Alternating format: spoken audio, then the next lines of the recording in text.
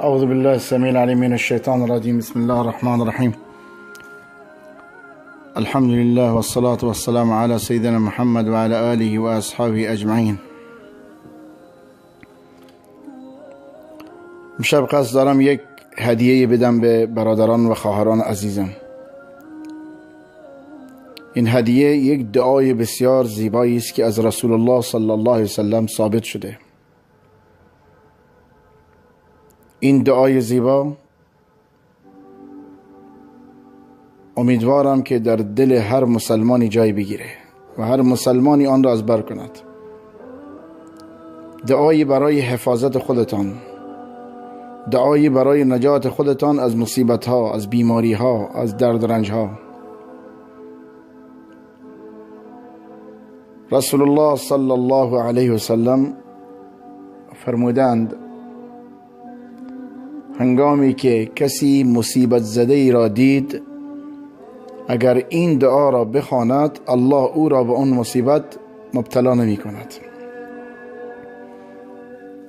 من دعا را کامل می خونم، بعد از آن توضیح می دهم که کجا و کجا باید این دعا بخونیم. این دعای زیبا بسیار خلاصه است، دعای بلندی هم نیست، طولانی نیست، همه میتونن حفظ کنن. نصیحت من و سفارش من و خواهش من به همه برادران و خواهران عزیزم اینه که این دعا را حتما حفظ کنن. فایدهش رو بعد دوباره توضیح میدم. این دعا را حتما حفظ کنن.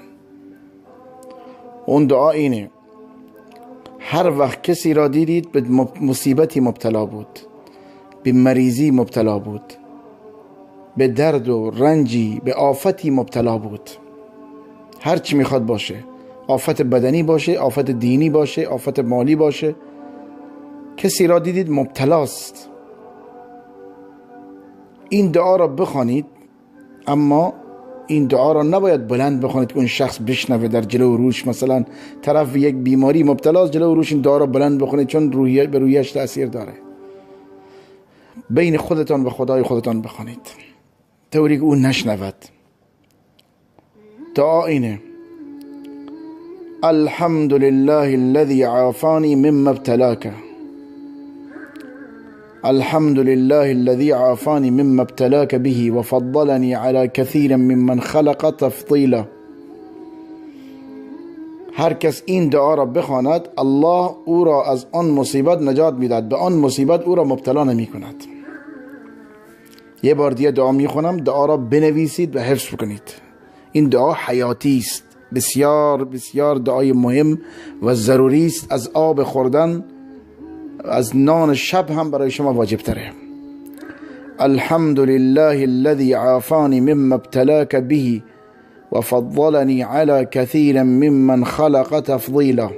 حمد سپاس الله، اون ذاتی که مرا عافیت داد از آن چیزی که تو را به آن مبتلا کرده است و مرا بر بسیاری از بندگانش برتری داد با عافیت تندرستی.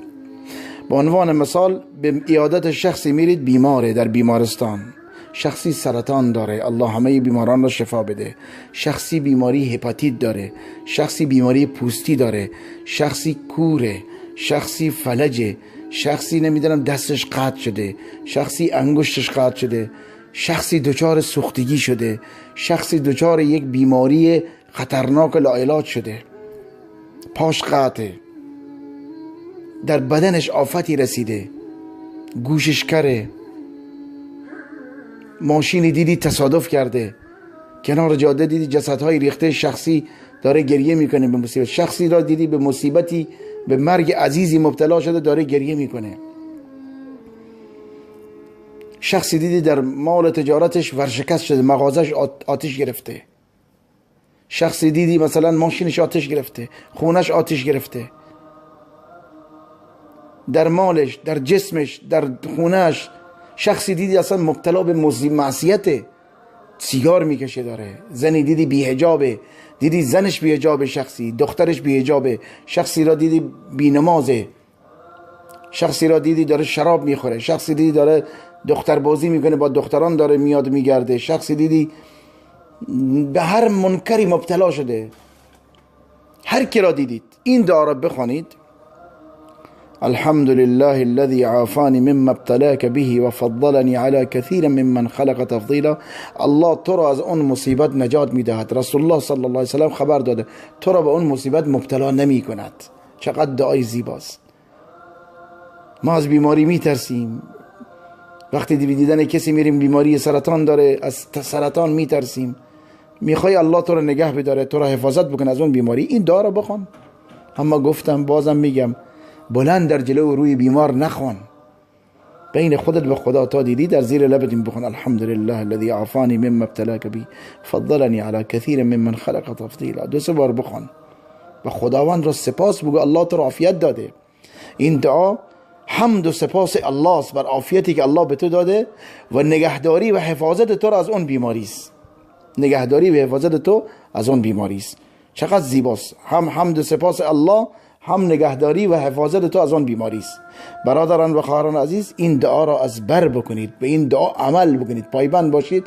ببینید الله چگونه شما را از مصائب و پریشانی ها دور میکنه. شخصی مثلا میری تو زندان، میبینی زندانیه. شخصی به خاطر آدم کشته، به خاطر تصادف آدم کشته، الان تو زندانه و دیدنش. الله تو را از هر چیزی که میترسی وقتی کسی را دیدی با آن مبتلاست، این دعا را بخون. و برعکس هرگز کسی را به خاطر گناه و معصیت یا بیماری یا هر چیزی به اون طعنه نزن. اگر کسی را دیدی به بیماری مبتلاست یا اگر کسی را دیدی به گناهی مبتلاست، به اون طعنه زدی، شماتت کردی،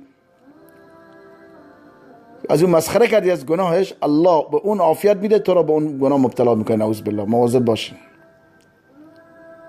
الله سبحانه و تعالی همه بیماران را شفا بده. همه کسانی که مبتلا هستند الله عافیت بده. اون کسانی که در رنج پریشانی الله پریشانی آنها را دور بکنه. این دعا را حتما حفظ بکنید. جزاکم الله خیر. این هدیه زیبا تقدیم به همه دوستان و برادران و خواهران مسلمانم.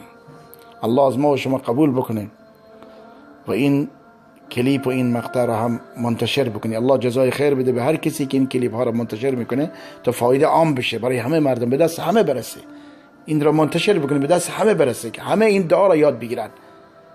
الله سبحانه و تعالی قادر به همه عافیت تندرستی بده. جزاكم الله خير وصلى الله وسلم على سيدنا محمد وعلى آله وصحبه.